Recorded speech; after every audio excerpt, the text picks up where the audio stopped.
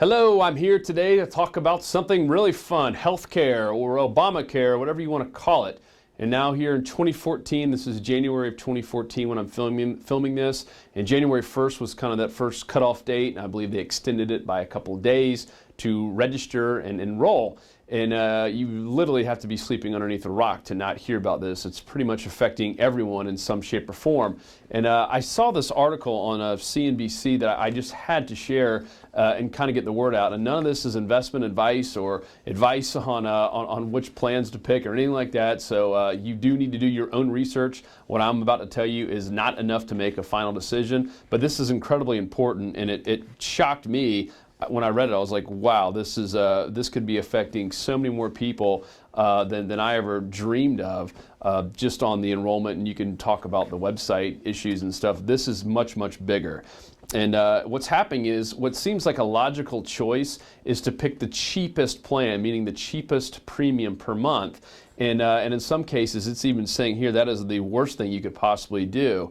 Because what's happening, a lot of people are going to find out pretty quickly that you're going to be on the hook for a majority of these costs. And the lesson I want you to come away with is that it's important to understand everything, meaning the whole cost of ownership of the entire plan, not just the premium. And here's some examples.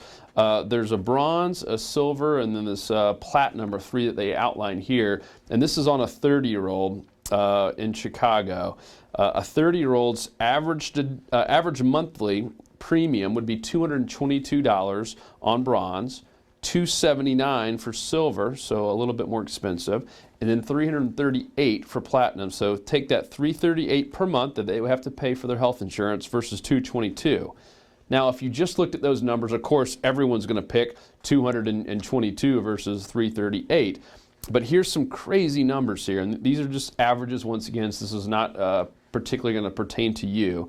But on average, a bronze plan, remember that was the cheaper one, the deductible is a little over $4,000. So you have to pay the first $4,000 of anything that goes wrong, especially any critical care, anything that really happens bad to you.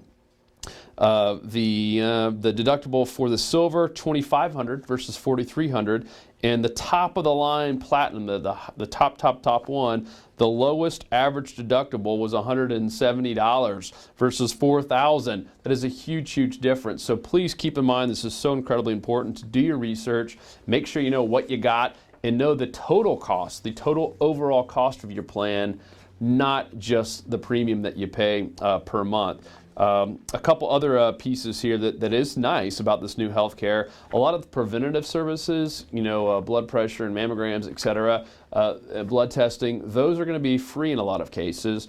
But keep in mind, anything else is going to be coming out of that deductible. So that deductible is incredibly important.